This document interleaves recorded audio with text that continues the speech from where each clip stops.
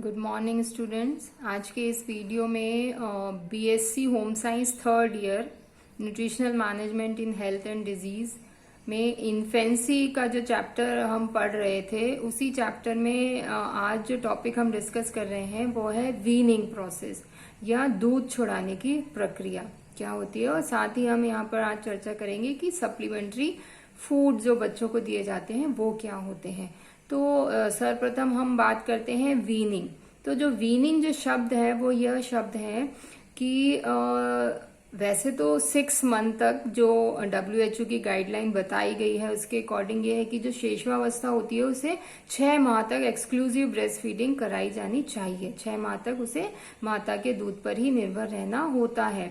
But 6 माह के पश्चात जो है, क्योंकि शिशु की जो न्यूट्रिशनल रिक्वायरमेंट है वो बढ़ जाती हैं और क्योंकि उसका वृद्धि और विकास तीव्र गति से हो रहा होता है तो मदर का जो ब्रेस्ट मिल्क है वो पर्याप्त नहीं होता है शिशु के लिए। इसलिए 6 माह बाद शिशु को ऊपर का आहार दिया जाना आवश्यक होता है। तो 6 मंथ के बाद जब मदर दूध को छुड़ाने का एक प्रोसेस स्टार्ट करती, क्योंकि एकदम से दूध नहीं छोड़ा जा सकता है बच्चे के द्वारा, तो दूध छुड़ाने की जो प्रक्रिया होती है उस प्रोसेस को वीनिंग प्रोसेस कहा जाता है। और ये किया जाना अत्यंत आवश्यक भी है क्योंकि इसके कई कारण है। पहला कि जैसा हमने बात करी कि 6 माह तक तो शिशु के लिए जो मदर मिल्क है वो पर्याप्त है, उसमें उपस्थित जो पोषक तत्व हैं वो उसके वृद्धि और विकास के लिए पर्याप्त होते हैं क्योंकि वो उचित मात्रा में उपस्थित हैं।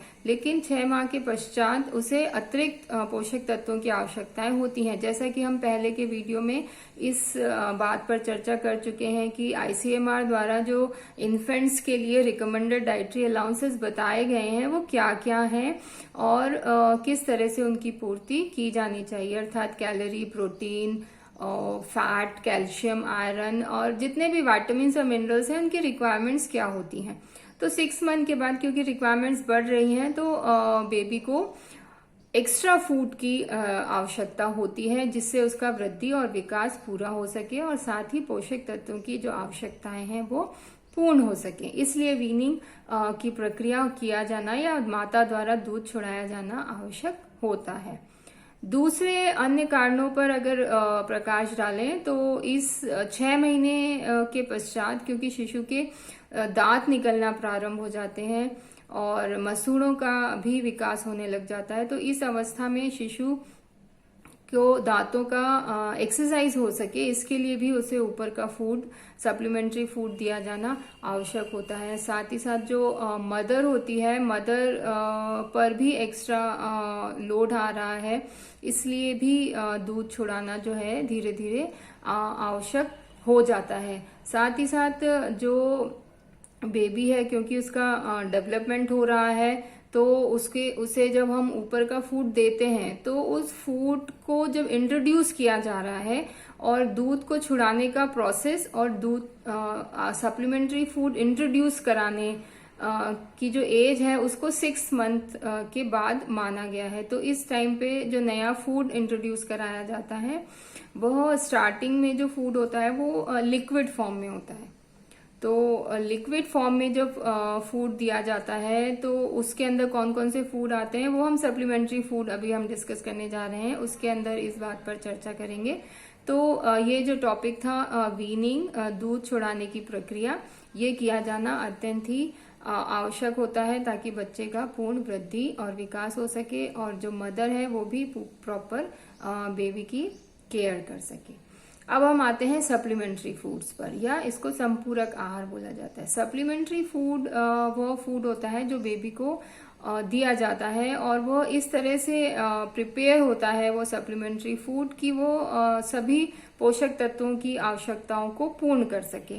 तो इसके अंदर यह फूड जो है वो भी कई तरह का होता है। जैसे स्टार्टिंग में लिक्विड फूड ज़्यादा दिया जाता है, उसके बाद सेमी सॉलिड फूड पर हम आते हैं, उसके बाद सॉलिड फूड पर आते हैं।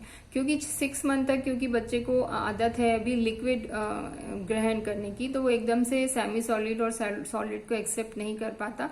तो जब भी फर्स्ट टाइम फूड इंट्रोड्यूस किया जाता है तो वो लिक्विड फॉर्म में होना चाहिए। तो लिक्विड फॉर्म के लिए हम इंट्रोड्यूस करते हैं कि जो फ्रूट जूसेस हैं, सबसे पहले हम वहां से स्टार्ट करेंगे और बहुत कम अमाउंट में हमें देना है। और जब भी फूड दिया जाता है तो पहले हमें ये ध्यान रखना होता है कि बहुत कम अमाउंट में आप दे रहे हैं और उससे अगर बॉडी कोई रिएक्ट कर रही है वो हमें देखना होता है। क्योंकि फर्स्ट टाइम बेबी के डाइजेस्टिव सिस्टम में बाहर का फूड जब जा रहा है तो जो भी फूड दिया जाता है अगर उसको किसी तरह से रिएक्ट कर रहा है, उसकी बॉडी रिएक्ट कर रही है, तो उसको मदर को प्रॉपरली उस पर वॉच करना होता है। और अगर किसी चीज से उसको एलर्जी दिख रही है तो उस चीज को हमें वहीं रोक देना है। और इस टाइम पर जैसे फ्रूट जूसेस इंट्रोड्यूस किए जा सकते हैं कम अमाउंट में, और इससे विटामिन सी जो है वो बच्चे को मिलना प्रारंभ हो जाएगा। और वो विटामिन सी जो होता है वो आयरन एब्जॉर्प्शन के लिए हेल्पफुल होता है। तो इस तरह से इसी के अलावा जैसे जो दालें होती हैं, दालों में भी जो मूंग की दाल है वो इजीली डाइजेस्टेबल होती है। तो मूंग की दाल का सूप, बिल्कुल पतला लिक्विड सूप बनाकर दिया जा सकता है बेबी को। और इसी के साथ जो वेजिटेबल्स होती हैं उन्हें अच्छे से बॉईल करके, मैश करके उसका क्लियर वाटर, उसको जैसे स्टॉक वाटर बोला जाता है, तो स्टार्टिंग में हमें उसी से स्टार्ट करना है। और फिर धीरे धीरे जब लगता है कि बेबी उसको पसंद कर रहा है और उसे कुछ डाइजेशन में प्रॉब्लम नहीं हो रही है, तो फिर लिक्विड के बाद सेमी सॉलिड पर जाना होता है। अब सेमी सॉलिड जो फूड होते हैं वो एकदम क्लियर लिक्विड नहीं होते हैं वो, और ना ही वो सॉलिड होते हैं। इसके अंदर जो आते हैं, जैसे हमने सूप बनाया है, वेजिटेबल सूप हो सकता है, mix vegetable soup, single vegetable soup, या पल्सेस का जो लेग्यूम्स हैं, दालों का सूप हो सकता है, तो मिक्स दाल का सूप या सिंगल दाल का सूप। इस तरह से हम कॉम्बिनेशंस ले सकते हैं। इसके अलावा जो खिचड़ी जो हम आम भाषा में बोलते हैं, खिचड़ी जो होती है वो दाल और चावल का कॉम्बिनेशन होती है। तो इस स्टेज में जब हम खिचड़ी इंट्रोड्यूस करने जा रहे हैं तो स्टार्टिंग में हमें खिचड़ी बहुत ही पतली रखनी है, एकदम लिक्विड नहीं है बट वो सेमी सॉलिड फॉर्म में है, और इस तरह से है कि बच्चा उसको ग्रहण कर सके। तो इस तरह की चीजें हैं, इस तरह की जो फूड है वो इंट्रोड्यूस किए जाते हैं as a supplementary food, semi solid food के अंदर ये आते हैं। इसी के साथ जैसे दूध के साथ हम कॉम्बिनेशन बना सकते हैं, दूध के साथ चावल की खीर जिसको फिरनी बोला जाता है वो, और चावल और सूजी का कॉम्बिनेशन, मिल्क और सूजी का कॉम्बिनेशन बना के सूजी की खीर दी जा सकती है। और उसे नमक के साथ नमकीन और मीठा दोनों तरह से इंट्रोड्यूस किया जा सकता है। बट इस टाइम पर यह ध्यान रखा जाए कि जो बेबी है उसे शुगर जो है वो कम से कम दी जानी चाहिए। शुगर नहीं हो तो ज्यादा बेटर होता है, क्योंकि इसका सीधा असर उसके डाइजेस्टिव सिस्टम पर होता है। और फिर हम बात करते हैं सॉलिड फूड पर। धीरे धीरे जब बेबी 1 ईयर की तरफ बढ़ रहा है, 7, 8, 9 मंथ का वो हो रहा है, तो वहां पर फिर हम उसको थोड़ा सॉलिड फूड इंट्रोड्यूस कर सकते हैं। और साथ ही क्योंकि हमें पता है कि 6 मंथ के बाद जब बेबी के दांत निकल रहे हैं तो उनसे बहुत टीज होती है दांतों में, तो उसके लिए उस टाइम पर हम कुछ फ्रूट्स या वेजिटेबल्स जो थोड़े हार्ड हैं वो हम उसको मुंह में चलाने के लिए दे सकते हैं ताकि उसकी प्रॉपर एक्सरसाइज हो सके। तो इस तरह से जब 6 मंथ कंप्लीट हो जाते हैं तो वहां पर हमें वीनिंग प्रोसेस करना होता है, साथ ही साथ सप्लीमेंट्री फूड जो है वो इंट्रोड्यूस किए जाते हैं।